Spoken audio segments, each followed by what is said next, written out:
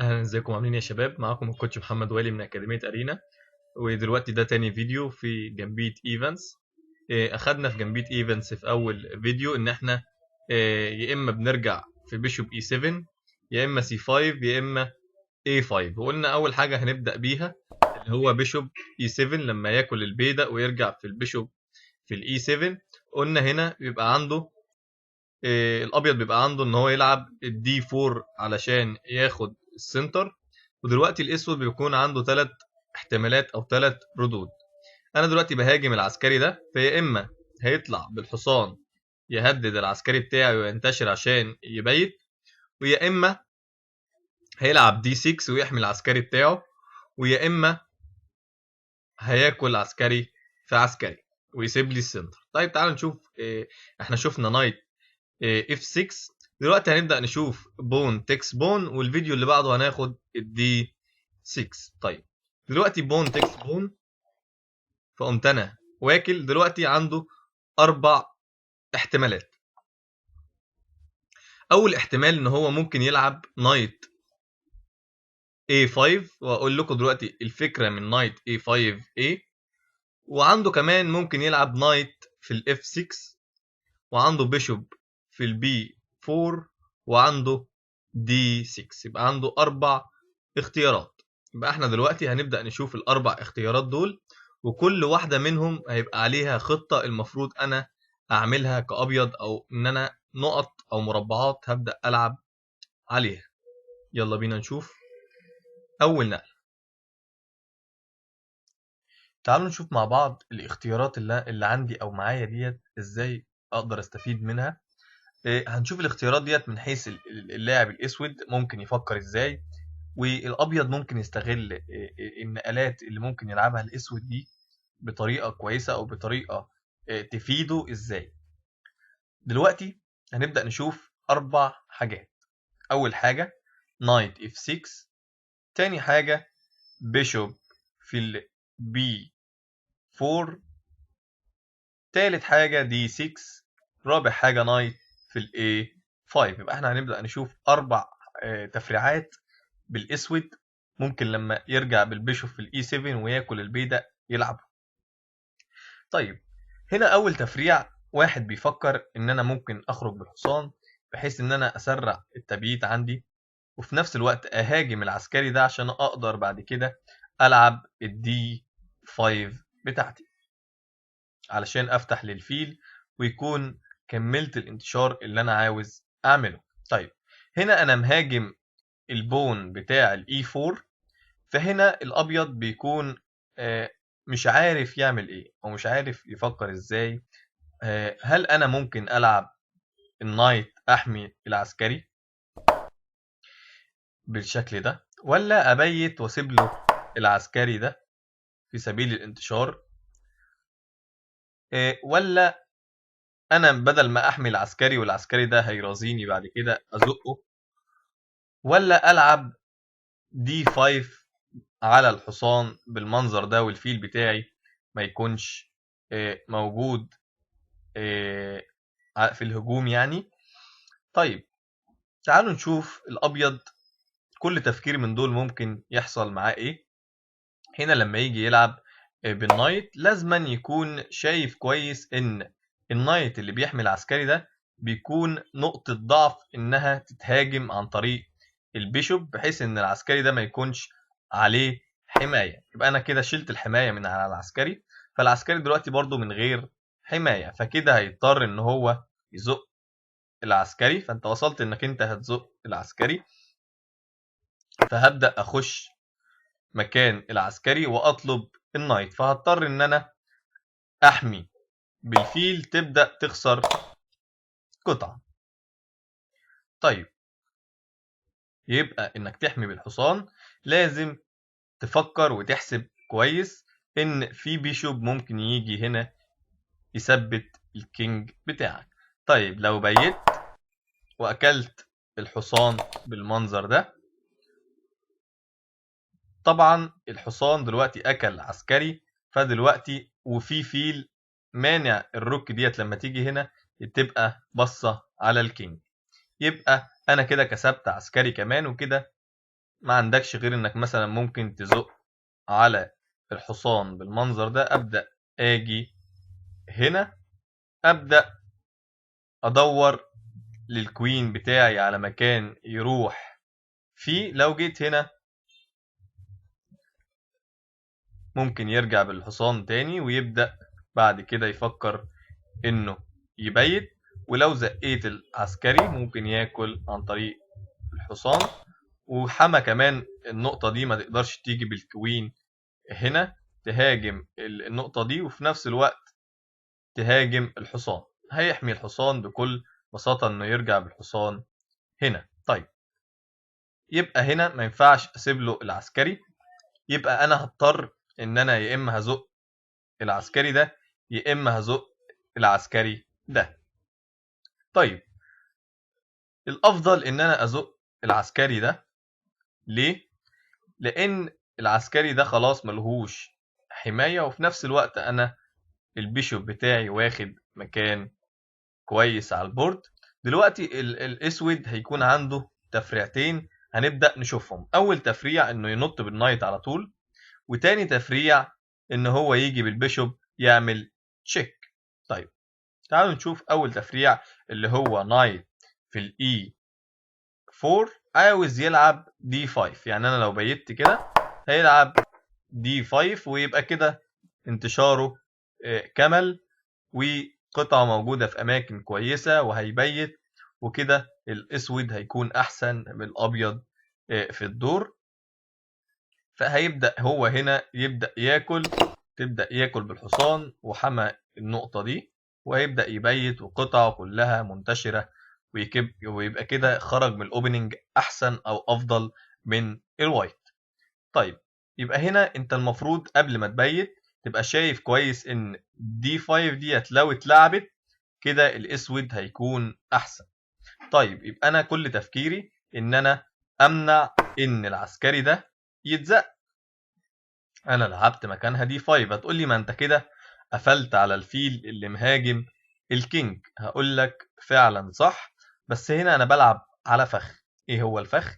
ان لو النايت رجع لورا هبدأ ازق تاني على البيشوب. هتقول لي ما هو هياكل، ولما اجي اكل هياكل بالحصان ويبقى حمى البون وهاجم البيشوب. هقول لك ما انت هنا مش هتاكل، انت هنا هتيجي تطلب النايت وتطلب البون، الفخ اللي احنا اخدناه في الفيديو اللي فات. اجي بالكوين كده وهاجم النايت.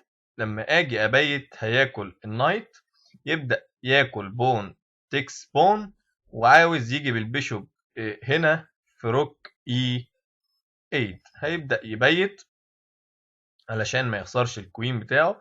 هيبدأ لو كان اكل البون كده هيجي كده طالب الروك وطالب انه يجي هنا تشيك على الكينج. يبقى طبعا انا مش هطمع، انا خلاص اخدت قطعة.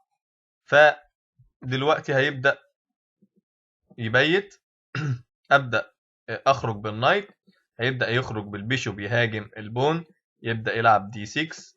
العب روك في الدي 1 بحيث ان العسكري ده يكون متعلق، ان انا لما اجي اكل هنا ما يقدرش ياكل عن طريق العسكري بتاع الدي 6 ده. فهيبدأ يخرج بالكوين في السي 7 هنا عشان يكون بعيد عن نقطة التهديد دي. فأنا دلوقتي هبدأ أخرج بالنايت بحيث إن أنا آخد المربعين دول أقدر أهاجم من خلالهم الكوين في أي وقت والبيشوب. طيب هيبدأ يخرج بالبيشوب، أبدأ أجي بالروك بتاعتي في السي 1 علشان تكون في أي وقت بصة على الكوين. لما النايت والبيشوب يتشالوا يبقى أنا باصص على الكوين.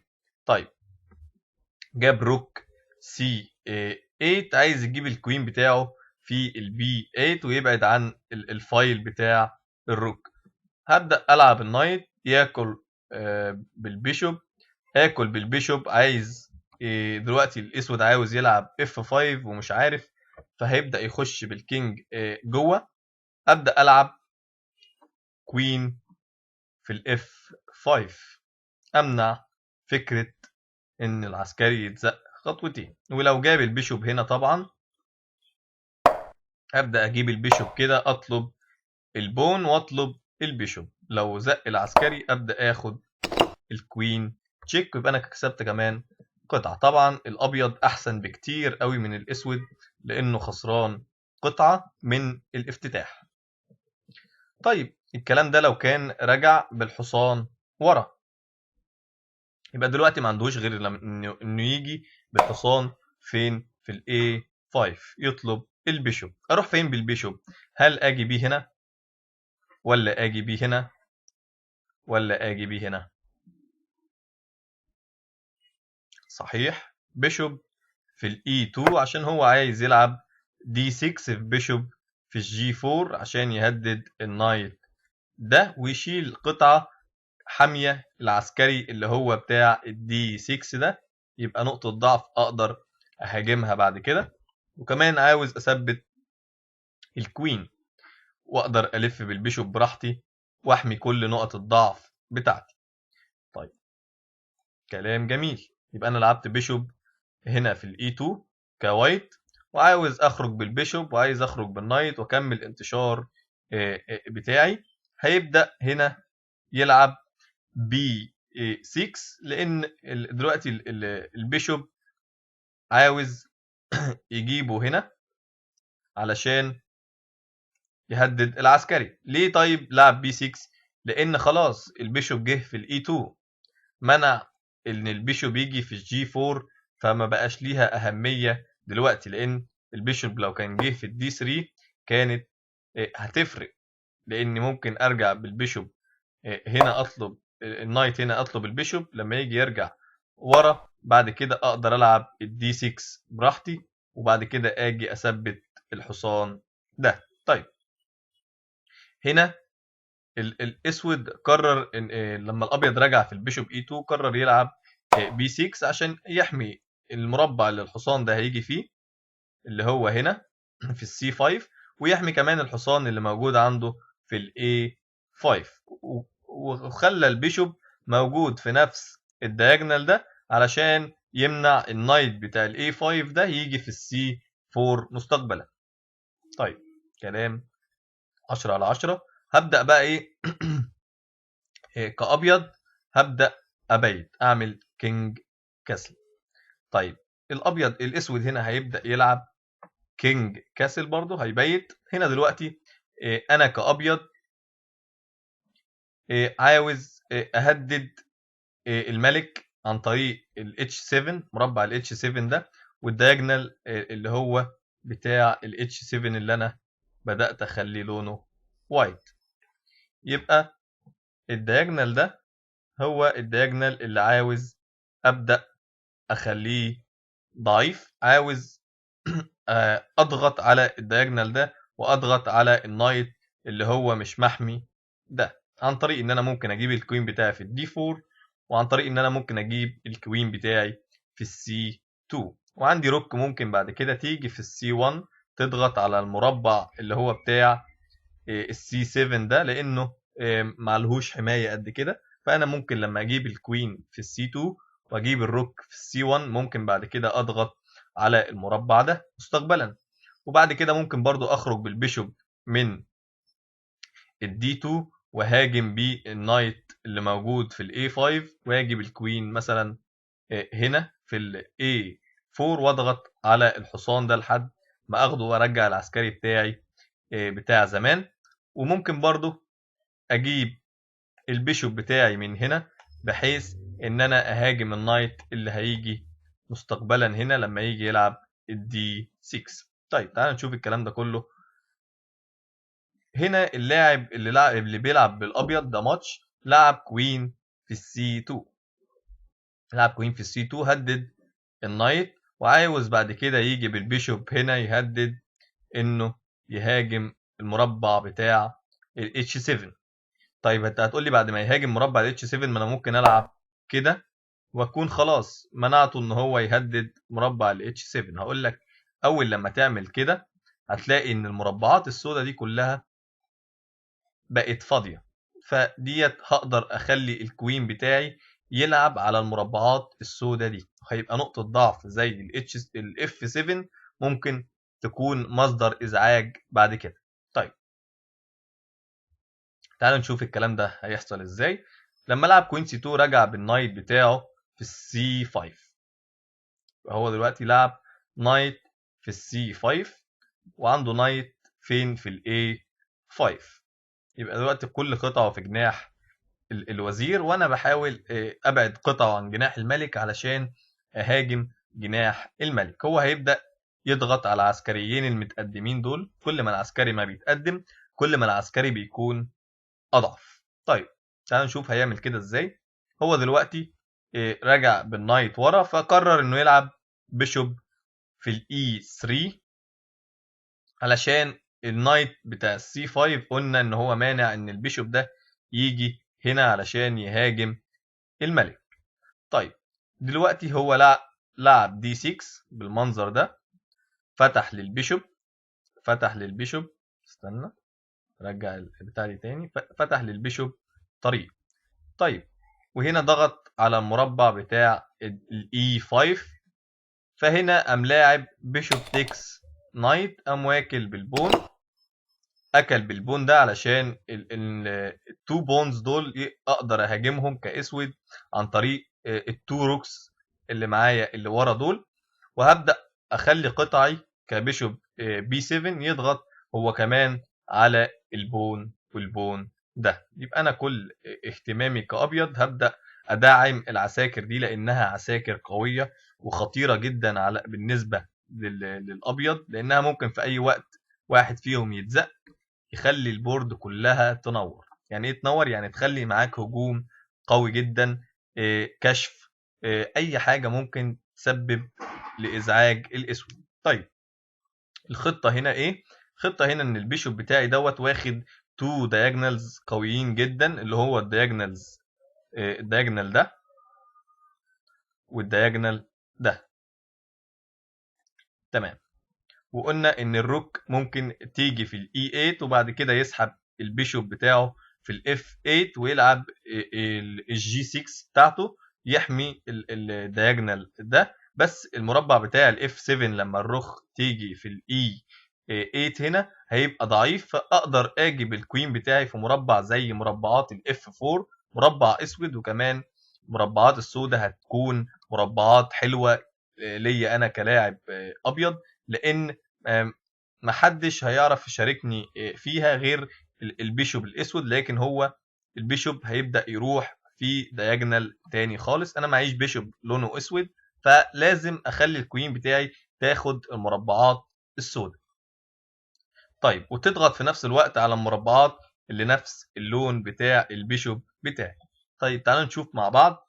هنا لعب نايت في السي 3. نايت في السي 3 يدعم البون ده انه يتاكل، لان دلوقتي الاسود مهدد انه ياكل البون، فلازم الابيض يكون ليه رد فعل انه يبدا يحمي البون ده. فقرر ينتشر بالحصان يحمي البون، وفي نفس الوقت يكون واخد مراكز حلوه بالنسبه للنايت.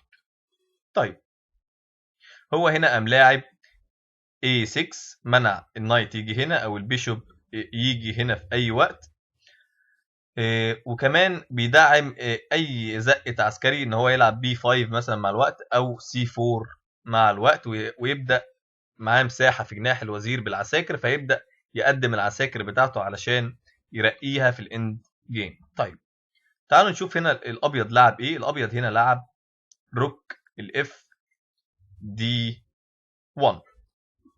لعب روك اف دي 1 ليه؟ لان في بيشوب في البي 7 هيبدا يهاجم البون ده، فانا محتاج ان انا احرك الحصان بتاعي في المستقبل وما يكونش البيشوب والكوين مرخمين على البون ده، انه ممكن يتاكل في اي وقت، لان البيشوب لما يجي ياكل هيبدا يحمي بعد كده عن طريق السي 6 دي.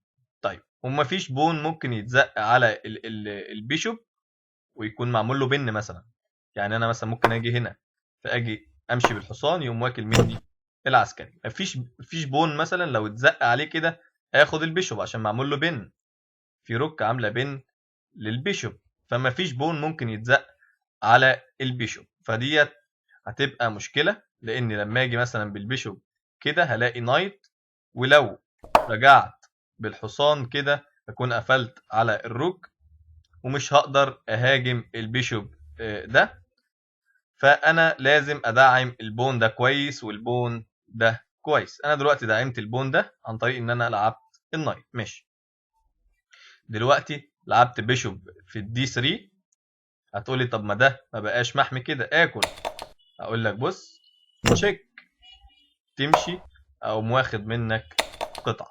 فانا كده يعتبر حامي البون عن طريق الروك، وفي نفس الوقت انا حطيت البيشوب بتاعي في مكان كويس اقدر اهاجم بيه البون بتاع الاتش 7 زي ما قلنا. فاخليت ان هو يزق العساكر بتاعته بالمنظر ده، فبقى العساكر بتاعته فقدت المربعات السوداء، اقدر اجي بيها بالكوين بعد كده براحتي. لما يلعب روك اي 8 في بيشوب اف 8 يبقى انا المربعات السوداء بالنسبه لي كويسه اقدر العب فيها. وعندي الكوين عايز اجي بيه مثلا في الدي 2 عشان احمي البون بتاعي عن طريق كوين اف 4 وتضغط كمان على مربع الاف 7 ويبقى معايا نايت كمان يدعم النقله دي، ان انا اضغط برضو على مربع الاف 7 وفي اي وقت ممكن يكون في تضحيه هنا او تضحيه هنا علشان معايا بيشوب في الدي 3. طيب هنا انا لعبت كوين في الدي 2،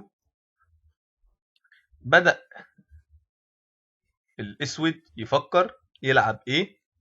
فهنا الاسود عنده بيشوب تيكس دي 5، دي كانت المفروض اللي تتلعب، بس هو خاف يخش فيها ولعب روك اي 8.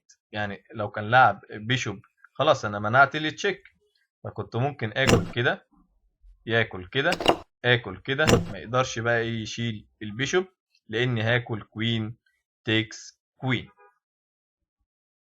فهو مش هيلعب كده طبعا. لما اجي العب كده بالبيشوب هيبدأ يلعب حاجة زي كده، عاوز يجي بالبيشوب هنا علشان يهدد الروك دي وده يكون في نفس الوقت متثبت.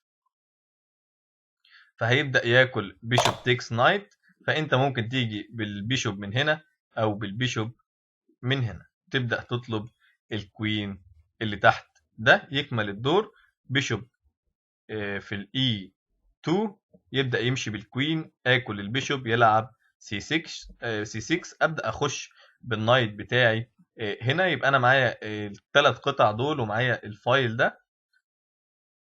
يعني الدور كويس مش وحش، بس طبعا الاسود هنا افضل. لو قدر يخلص من نقط الضعف اللي عنده والهجوم اللي عند الابيض طبعا هيكسب الدور بكل بساطة. طيب هنا لعب روك اي 8 فادى فرصة للابيض، ساب له نفس النقلة ان هو ياكل بالبيشوب البون، وبرضه مرضاش يخش فيها ولعب بيشوب في الاف 8. اول لما رجع بالبيشوب في الاف 8 هنا بقى في فرصة ان انا اجي بالكوين في الاف 4 لان مفيش روك ممكن تحمي البون ده بسرعة. فانا حميت العسكري بتاعي، هو بدأ عاوز يضغط عليه، فانا حميت العسكري بتاعي بالكوين عشان احرر النايت بعد كده، وفي نفس الوقت انا حامي البون بتاعي ده عن طريق الروك وعن طريق النايت.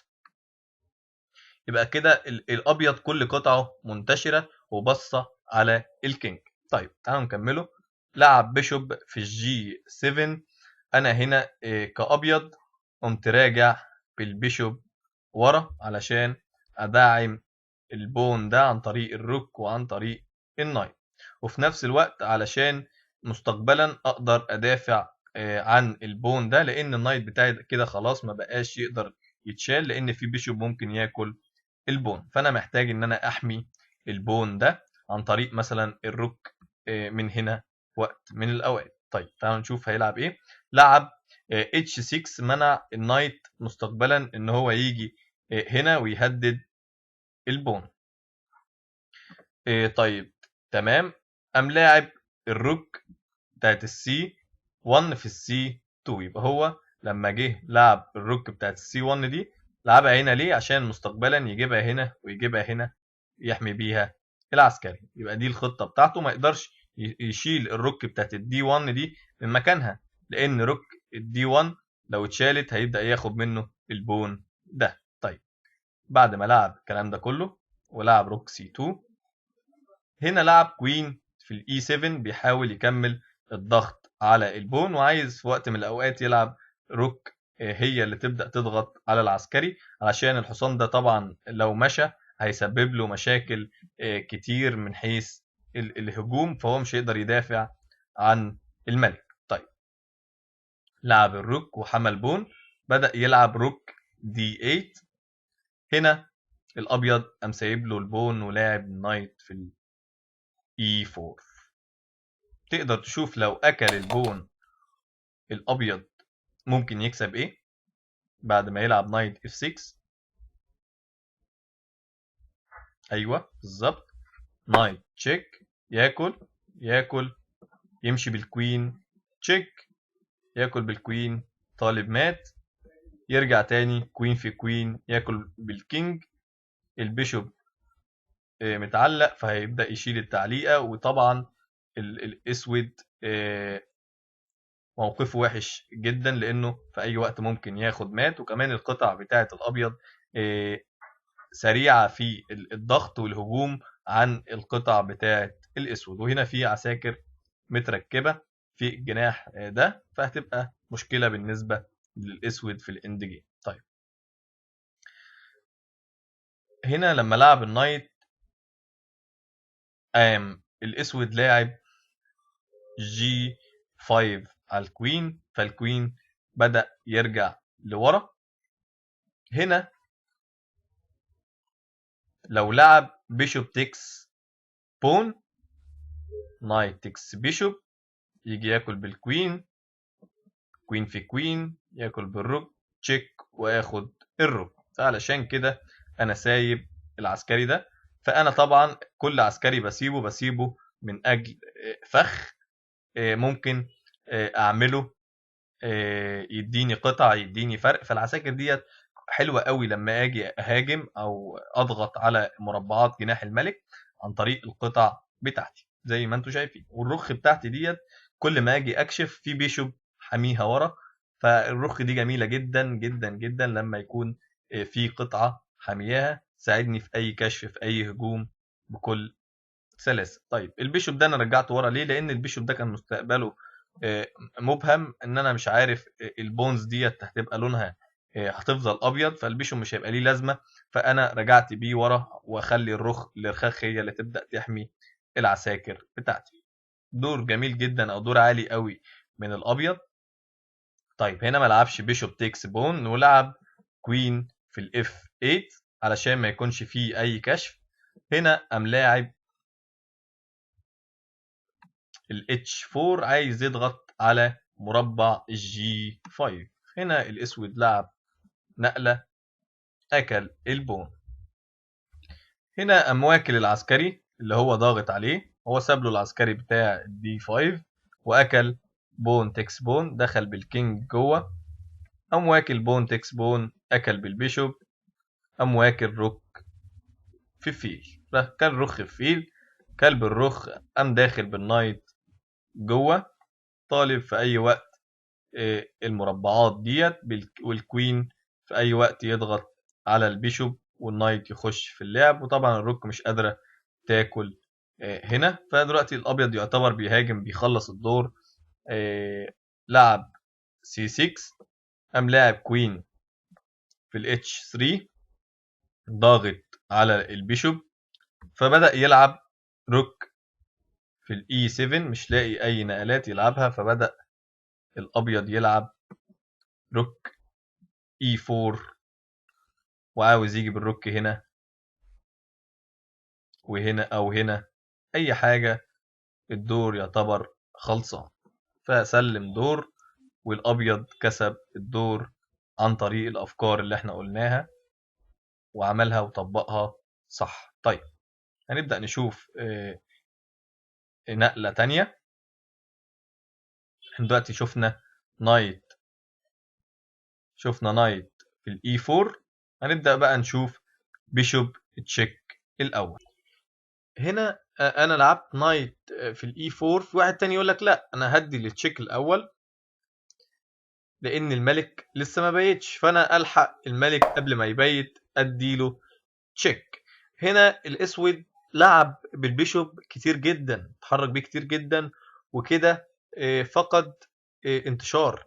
بس هنا بيحاول يعوض الانتشار بانه يكسر القطع، ودي فكرة كويسة وفعالة لو قدر انه يوصل للفكرة ان هو يكسر القطع بتاعته. يعني مثلا لو خرج بالنايت هبدأ ألعب دي 5 ياكل الحصان بتاعي، يبقى أنا كده اتخلصت من الفيل الأبيض المزعج اللي على الكينج بتاعي. هيبدأ ياكل هنا، أبدأ أحرك الروك يبدأ يبيت، أبدأ آكل حصان تكس بون تشيك، أبدأ أطلع بالبيشوب، وأنا كده انتشرت بقطعي كلها كأسود، وكده دوري حلو جدا. فهو لو قدر يوصل للشكل ده فهو كده هيكون مرتاح وخرج من الأوبننج مرتاح. طيب هنا لو ادى تشيك وطلع بالبيشوب هيبدأ ياكل بيشوب تكس بيشوب. لو اكل بالكوين هيتحرك بالنايت ويبدأ يلعب دي 5. طيب وهنا لو لعبت بالنايت كده هيبدأ برضه يلعب دي 5 تاكل، يبدأ ياكل البيشوب تاكل، كده يبدأ يحرك الروك تبيت ياكل، كده تشيك اخرج بالبيشوب، وكده دوري هيكون احسن. لكن هنا المفروض تاكل نايت تكس بون، وبعد كده تبدأ الاسود يبدأ ينتشر. طيب طبعا الابيض لو وصل للحاجات دي ممكن ما يكونش مرتاح قوي، لانه خسر القطع اللي هو في سبيلها، خسر بون في اول الدور، فهو عاوز ياخد اكبر انتشار ممكن واكبر عدد نقلات يفقدها للاسود، ان هو يبدأ يخسر نقلات في انه يتحرك او ياكل حاجات. طيب هنا الابيض لما لقى ان النايت، لو انا لعبت اي لعبه النايت هيكون متهدد، فهو مجبر انه يحرك النايت، فهو قال ان انا هخش بالكينج جوه، بحيث ان انا كل قطعي اللي هي ما لهاش لون اخضر دي، كل قطعي ديت عباره عن اكتف، يعني القطعه دي بقت قويه جدا، وتحط ومفتوح لها اوتار ومفتوح لها اماكن تقدر تروح فيها، وانا عباره انا واخد بالابيض البورد كلها. فدلوقتي الاسود هيبدا يجي هنا، فانا عندي خيارين. اول خيار ان انا العب بي 5 او العب كوين اي 2، في كلتا الحالتين انا بحاول اعمل افخاخ على قد ما اقدر. طيب انا بفضل دي 5 عليها كام فخ كويس، اما كوين اي 2 هنا بتدخل في لعب شبه اجباري شويه، فهنا انا هبدا العب دي 5 علشان احمي النايت بتاعي، هبدا اكل بالبون وفتحت الفايل على الكينج، فيبدا يخرج بالبيشوب علشان يحمي النايت، فاحاول ابعد البيشوب ده عن حمايه النايت. لو اكل كده هبدا اكل بالكوين تشيك، لو رجع بالبيشوب ابدا ازق واخد كمان قطعه، فهيبدا يرجع هنا. فانا دلوقتي عاوز اخرج بالنايت وارجع بالنايت هنا علشان اضغط على النايت ده، لكن لو النايت بتاعي ده رجع ورا هيبقى بدأ الدي 4 ده مش محمي، فهيبدأ ياكله بالنايت بتاعه. فانا برتب نقلاتي الاول واشوف ايه النقله اللي المفروض يكون عليها الدور، والاحظ ان انا لما النايت بتاعي ده يتشال هيكون معايا بعد كده F4 F5، ممكن اخد البيشوب ده في وقت من الاوقات. دلوقتي انا هبدأ ازق على الحصان، هيبدأ يطلب البيشوب، ابدأ اخرج بالنايت بتاعي اهدد النايت واحمي البيشوب، هيبدأ ياكل الحصان، ارجع بالحصان ياكل البيشوب، اقوم واكل النايت. عايز اعمل تشيك عن طريق الديسكفر، ان انا اشيل الحصان كده واعمل دبل تشيك، فيبدأ يجي هنا علشان يحمي الفايل بتاع الكينج، ابدا ازق على الحصان، لو الحصان ده اتشال ابدا اعمل الديسكفر بتاعي اللي انا عايز اعمله. فطبعا هنا هيبدا يبيت، سواء اكل الحصان وانا اكلت، فانا كده الحصان ده اخدته خلاص. ولو مشى بالحصان كده هبدا اعمل دبل تشيك بالمنظر ده كده، وهيبدا بعد كده يحرك الكينج، اخد الحصان ياخد بالكوين، ابدا ازق على الفيل واخد قطعه. طيب هيبدا يبيت، انا اقول انا بيت احسن، فهنا ممكن تاخد الحصان وممكن تزق على الفيل بالمنظر ده، وبعد كده تبقى انت مهدد الحصان. هيبدأ يلعب نقلات صعبة جدا، ان هو مثلا ممكن يلعب H5 ياكل بالتشيك، وتبدأ بعد كده تخرج بالحصان، بالكينج قصدي، وبعد كده تخرج بقطعك عادي جدا. بيشوف يجي هنا مثلا ويهدد الكوين. طيب فانت كده اخدت قطعة. طيب تعالوا نشوف لو انا لعبت النقلة اللي انا بحبها دي، على فكرة ان لو لعب هنا دي صح، اما لو لعب هنا دي غلط. ابدأ اهدد النايت، يجي هنا ارجع بالبيشوب كده، طالب ان انا اخد البيشوب ده، فهيبدأ يرجع بالحصان لورا، ملهوش مكان غير هنا. ابدأ اكل بيشوب تكس نايت، ياكل بالبون، ازق على الفيل، ولا اجي بالكوين كده اضغط على البيشوب والنايت. لو البيشوب مشى اخد النايت، والبيشوب ما يقدرش يمشي على نفس الدياجونال، فانا كده طالب قطعة من الاثنين. لو جيب الكوين اقفل عليه الدياجونال، ياكل او ماكل قطعة اللي انا عاوزها. طيب يبقى انا كسبت برضو قطعة. وبرضو مع الوقت انا فكرتي ان انا ممكن العب جي 3 واخرج بالكينج، وبعد كده احرك الروك بتاعتي براحتي. فانا دلوقتي ما عنديش اي مشاكل. ممكن يلعب دي 5 في التوقيت ده، ممكن اكل الحصان، وممكن امشي بالبيشوب بتاعي في اي مكان. اكلت الحصان، اكل البيشوب بالمنظر ده. انت ممكن تكمل ازاي في موقف زي ده كوايت؟ طبعا موقفك مش هيكون حلو قوي، فانت ممكن ترجع هنا هيكون احسن.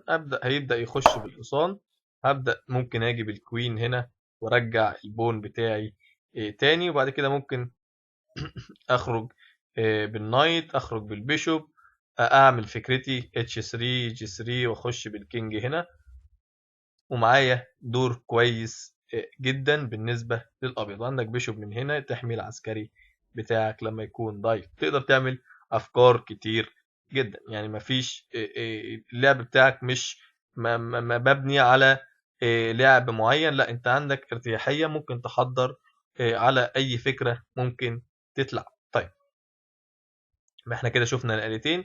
ممكن هنا برضو يلعب دي 5 بدل ما يجي بالبيشوب تشيك ياكل الحصان، تيجي تاكل، يقوم واخد منك البيشوب ويبقى اخد منك قطعتين. طيب تعالوا بقى نشوف، احنا كده خلاص خلصنا نايت في ال F6.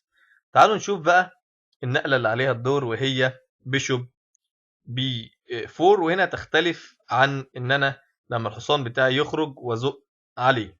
دلوقتي مفيش قطع متهددة، هقول لك تخش بالكينج جوه برضو، لانك مهدد انك تيجي بالنايت بتاعك في الجي 5 تهدد المربع ده. طيب هنلاقي الاسود هنا عنده كام نقلة. عنده ممكن يجي بالكوين في الاي 7، ممكن يلعب بيشوب اي 7، ممكن يخرج بالنايت، فهيبدأ يخسر نقلات لو البيشوب رجع. فهيحاول ان هو ما يرجعش قوي، هيبدأ يخرج بالحصان من اف 6 او حصان من الجي 7. تعالوا نشوف كل نقلة ممكن يتلعب عليها ايه. اول حاجة هنشوفها هم كام نقلة، 1 2 3 4 5، 5 نقلات.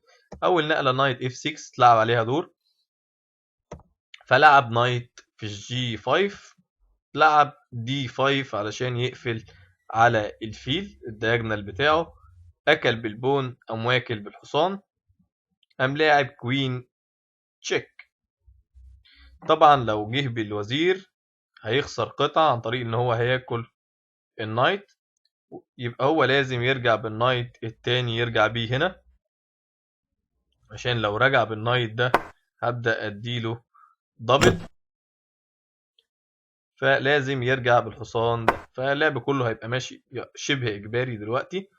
فجيب الكوين عاوز يعمل ميت، فزق على الكوين، فرجع في الاف 3 عاوز يعمل ميت وضاغط على النايت، فهيبدأ يبيت. بدأ يلعب H4، عايز يلعب H5 ويفتح للروك بتاعته طريق. خلاص الروك بتاعته يعتبر هي دلوقتي في الفايل ده، والكينج بتاعه موجود في مكان كويس. خلاص كده مش لازم ان انا ابيت انا كده الروك بتاعتي مزنجفاني، والروك مكانها حلو جدا. طيب لعب سي 6 علشان يدعم الحصان اللي موجود في الدي 5، ويقدر يحرك الحصان ده براحته في الاف 5، او البيشوب في الاف 5، او بيشوب في الاي 6 نايت اف 5، اي حاجه. طيب هنا دلوقتي الابيض قام لاعب اتش 5، عايز يفتح الفايل، قام زائق على الحصان بتاعه، قام لاعب جي 4 عشان يمنع ان النايت او البيشوب يجي هنا، وساب له النايت. اكل النايت، قام واكل بالبيشوب ومثبت النايت، قام ماشي بالكوين مهدد انه ياكل البون هنا، قام راجع بالبيشوب حامي البون، قام لاعب F5 عاوز ياكل هنا ويفتح على الكوين ويضغط برضو على مربع ال F2 بالروك، قام واكل بون تكس بون، قام واكل، قام مديله تشيك، اكل. تعرف تموت؟ تقول لي مات؟ اقول لك مات. كوين H1 ميت، كينج G8، كوين تشيك ميت في ال H7. فكرة حلوة وفكرة جميلة.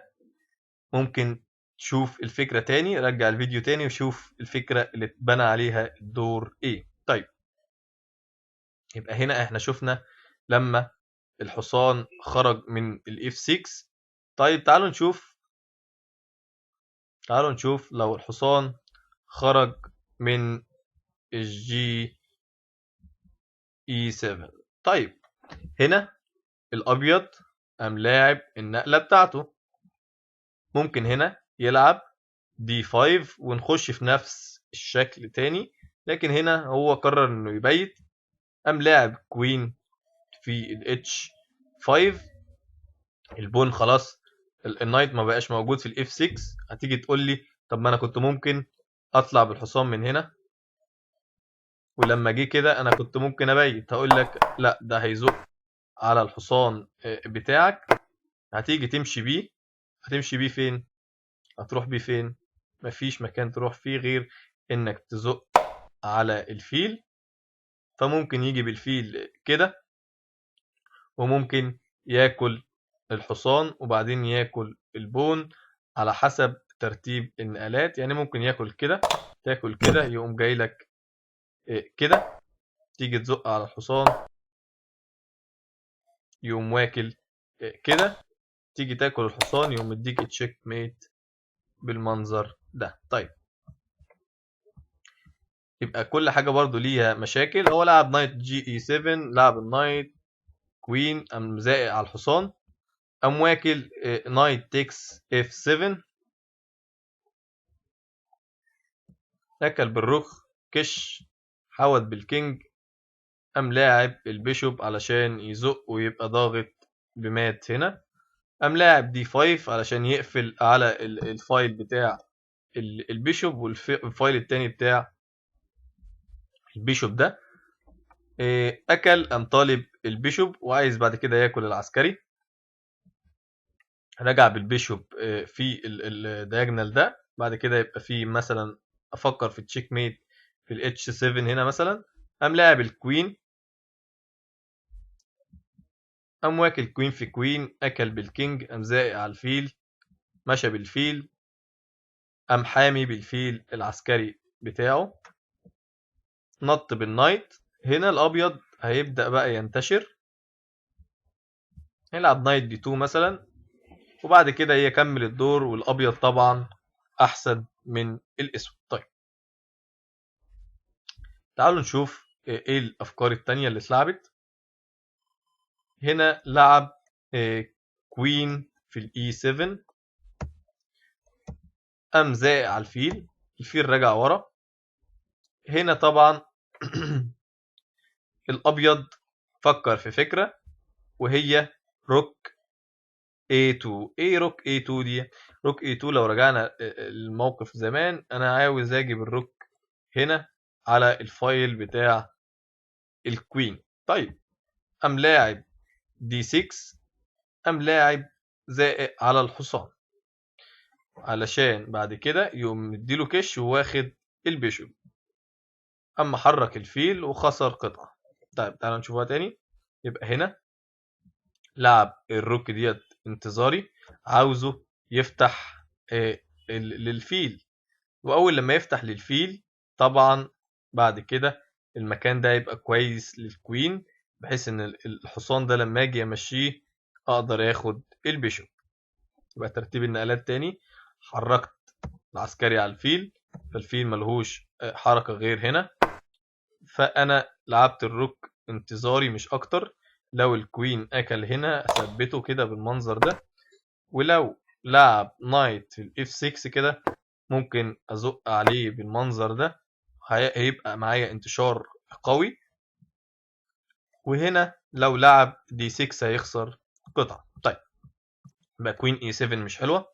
هنا ممكن يلعب دي 5 على طول، يجي ياكل بالبون، يقوم لاعب بي 5 على الفيل. هتقول لي ايه بي 5 ديت؟ ما انا ممكن اكل كده وخلاص خلصنا وخدت قطعة. اقول لك اه فعلا انت خدت قطعة، ما هياكل هنا يا ابني، وما يقدرش تخرج بنايت سي 3، وهيكون حمى النايت بتاعه والبيشوب بتاعه اشتغل، والنايت والبيشوب وكل القطع بتاعته بقت شغالة كويس. ففكرة البي 5 ديت فكرة كويسة وقوية. هنا لعب كوين اي 2 تشيك الاول، وبعد كده ممكن ياكل البون، فخرج بالنايت، قام ماشي بالفيل علشان ما يكونش البون ده تارجت للاسود انه ياكله، فهو حامي العسكري وطالب الحصان بتاعه. بيت قام واخد قطعة، ولو ما بيتش وحرك مثلا الحصان بالمنظر ده تشيك وياخد الفيل. طيب يبقى كام فخ حلوين اخدناهم على فكرة البيشوب تشيك على طول. طيب فاحنا كده خلصنا البيشوب تشيك، اتبقى لنا نايت في الاي 5. هنا الدي 6 عليها فكرة بسيطة، ممكن العب الافكار دي كلها، وممكن العب على طول كوين بي 3. لما يجي يهدد الكوين والبيشوب بتوعي ادي له كش يهود بالكينج، اجي هنا اطلب النايت ياكل البيشوب، اكل النايت. ده ممكن تفريع تكمل تحضير عليه. تعالوا بقى نشوف لو لعب نايت في الاي 5 علشان الفيديو ما يكونش طويل. هنا اخر لاين معانا اللي هو نايت في الاي 5، هحاول انجز فيه لان الفيديو بقى كبير فمش عايز يطول اكتر من كده. فهنا لعب نايت اي 5 علشان يلعب دي 5 ويفتح للفيل ويبدأ ينتشر بقطعه ويبيت بسرعة زي الابيض. طيب تعالوا نشوف هنا لما لعب بيشوب دي 3 انا لعبت دي 5. هنا الافضل ان انا اكل بيدق في بيدق، لما يجي ياكل بالكوين ابيت عشان العب نايت سي 3، عشان لو لعبت نايت سي 3 هيلعب بيشوب بي 4 ويثبت الحصان، فهو هنا بيت، فلعب نايت اف 6 عايز يبيت، فانا احاول ما ادلوش الفرصه دي. كوين تشيك، ولا العب الاول نايت سي 3؟ نايت سي 3 الاول. لو رجع كوين دي 8 العب كوين تشيك، يا اما هيرجع بالنايت يا اما هيلعب سي 3. طب لو رجع بالنايت هنا ده دور لعب دي 5. هتقول لي ما انا هاكل بالنايت، هو بيحاول يفتح العمود بتاع الدي ده عشان يجيب عليه روك، فهنا قام واكل نايت في نايت، اكل بالكوين، قام حاطط البيشوب في وش الكوين. لازم الكوين يرجع حامي النايت عشان ما ياخدش الروك. هنا قام لاعب بيشوب في البي 2 ضاغط على البون ده وعاوز يلعب روك دي 1 اي روك فيهم، فهنا لعب نايت في البي 4 عاوز يبادل كوين في كوين، فهنا قام لاعب الكوين هنا علشان يبقى ايه واخد البورد من الناحية دي، يقدر يمشي بالكوين في جناح الكينج لو اتهدد بعد كده مع الوقت. طيب هنا قام لاعب F5 وما بايتش، لان التبييت هيكون خطر جدا، لان الكوين لما يبقى يجي هنا هيبدأ يهدد هنا، وهيبدأ يهدد في المربعات دي عن طريق البيشوب وعن طريق البيشوب التاني. طيب هنا لعب F5 فلعب نايت في الاي 5 هدد الكوين، فالكوين راح في الدي 2 مهدد الايه البيشوب. فهنا قام عامل حته تكتيك بيشوب تيكس بون، اكل قام مديله تشيك عشان ياخد البيشوب ويهدد الروك ويقدر يهرب بالبيشوب بتاعه. قام جاي بالبيشوب في السي 6 اكلت بالنايت، قام جاي بالكوين علشان يبادل كلت اكل، قمت جايب الروك مثبت البيشوب، مشى بالكينج من على تثبيتة الروك، قام لاعب روك الاي دي 1 عاوز يهدد النايت وياخد البيشوب، قام لاعب البيشوب عايز يبادل بيشوب في بيشوب، قام واكل بيشوب تيكس نايت تيكس، قام جاي روك تشيك، قام طالع بالكينج، قام جاي نايت تشيك، قام طالع بالكينج، قام لاعب روك دي 3 عاوز يجي من هنا، قام لاعب النايت، قام جاي له تشيك طلع فوق، قام واكل نايت في نايت، اكل بالبون تشيك، نزل على الروك. طبعا الابيض هنا احسن، لعب الروك في البي 8، لعب روك تشيك، حول بالكينج وفتح مكان للملك. طيب تعالوا نشوف لو لعب سي 3 هنا كان هيلعب ايه بدل ما يرجع بالحصان.